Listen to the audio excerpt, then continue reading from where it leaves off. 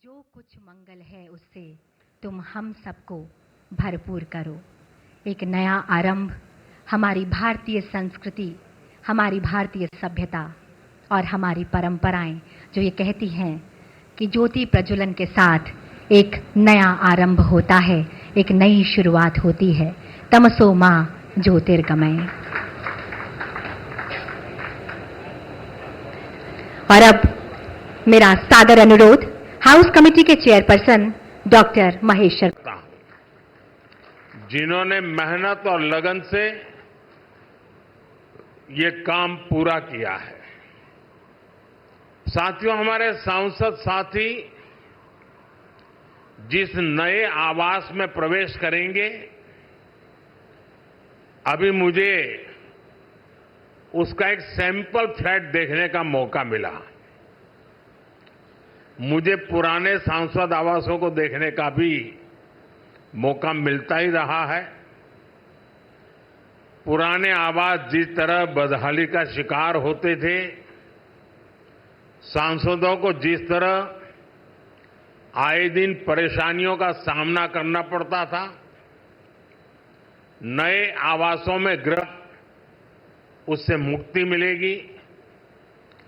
सांसद साथी अपनी समस्याओं से मुक्त रहेंगे तो वो अपना समय और अपनी ऊर्जा और बेहतर तरीके से जनता की समस्याओं के समाधान में लगा पाएंगे। साथियों, आप सभी जानते हैं, दिल्ली में पहली बार जीत कर आए सांसदों को घर अलॉट करवाने में कितनी कठिनाई आती थी। नए भवनों से ये परेशानी भी दूर होगी। एक मल्टी स्टोरी बिल्डिंग्स में 180 से ज्यादा सांसद एक साथ रहेंगे। साथ ही इन नए आवासों का एक बड़ा आर्थिक पक्ष भी है। अभी कर्तव्य भवन के लोकार्पण पर ही मैंने बताया था, अनेक मंत्रालय जिन किराए की बिल्डिंग में चल रहे थे, उनका किराया ही करीब 1,500 करोड़ रुपए साल भर होता था। ये देश के पैसे की सीधी बर्बादी थी। इसी तरह पर्याप्त सांसद आवास न होने की वजह से भी सरकारी खर्च बढ़ता था। आप कल्पना कर सकते हैं, सांसद आवास की कमी होने के बावजूद 2004 से लेकर 2014 तक लोकसभा सांसदों के लिए एक भी नए आवास का निर्माण नहीं हुआ था। इसलिए 2014 के बाद हमने इस काम को एक अभियान की तरह लिया। 2014 से अब तक इन फ्लैट्स को मिलाकर करीब 350 सांसद आवास बनाए गए हैं। यानी एक बार ये आवास बन गए तब जनता का भी पैसा बच रहा है। साथियों, 21वीं सदी का भारत जितना विकसित होने के लिए अधीर है, उतना ही संवेदनशील भी है। आज देश कर्तव्य पथ और कर्तव्य भवन का निर्माण करता है तो करोड़ों देशवासियों तक पाइप से पानी पहुंचाने का अपना कर्तव्य भी निभाता है।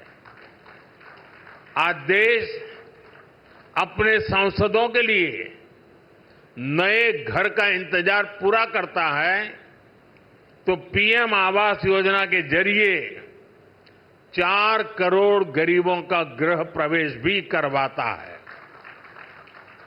आज देश संसद की नई इमारत बनाता है तो सैकड़ों नए मेडिकल कॉलेज भी बनाता है। इन सब का लाभ हर वर्ग, हर समाज को हो रहा है। साथियों, मुझे खुशी है कि नए सांसद आवासों में सस्टेनेबल डेवलपमेंट, इसका भी विशेष ध्यान रखा गया है।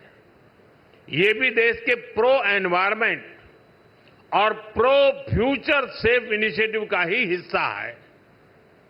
सोलर एनेबल इंफ्रास्ट्रक्चर से लेकर सोलर एनर्जी में देश के नए रिकॉर्ड्स तक देश लगातार सस्टेनेबल डेवलपमेंट के विजन को आगे बढ़ा रहा है। साथियों, आज मेरे आपसे कुछ आग्रह भी है। यहां देश के अलग अलग राज्यों और क्षेत्रों के सांसद एक साथ रहेंगे। आपकी उपस्थिति यहां एक भारत श्रेष्ठ भारत का प्रतीक बनेगी। इसलिए अगर इस परिसर में हर प्रांत के पर्व त्योहारों का समय समय पर सामूहिक आयोजन होगा तो इस परिसर को 4 चांद लग जाएंगे। आप अपने क्षेत्र की जनता को भी बुलाकर इन कार्यक्रमों में उनकी भागीदारी करवा सकते हैं। आप अपने अपने प्रांतों की भाषा के कुछ शब्द भी एक दूसरे को सिखाने का प्रयास कर सकते हैं। सस्टेनेबिलिटी और स्वच्छता, ये भी इस बिल्डिंग की पहचान बने, ये हम सबका कमिटमेंट होना चाहिए। न केवल सांसद आवास बल्कि पूरा परिसर हमेशा साफ स्वच्छ रहे तो कितना ही अच्छा होगा।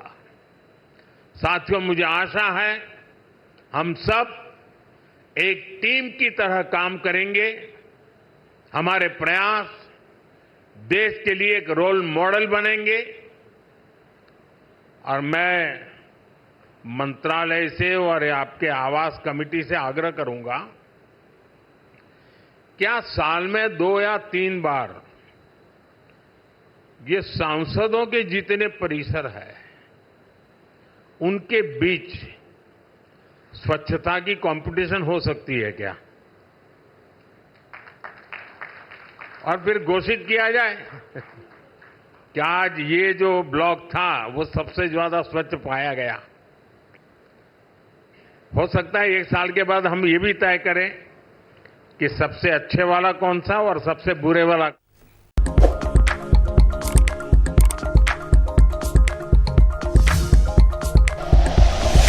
Like and share videos, subscribe करें हमारा चैनल और प्रेस करें बेल आइकॉन। न्यूज़ 11 भारत, सच है तो दिखेगा।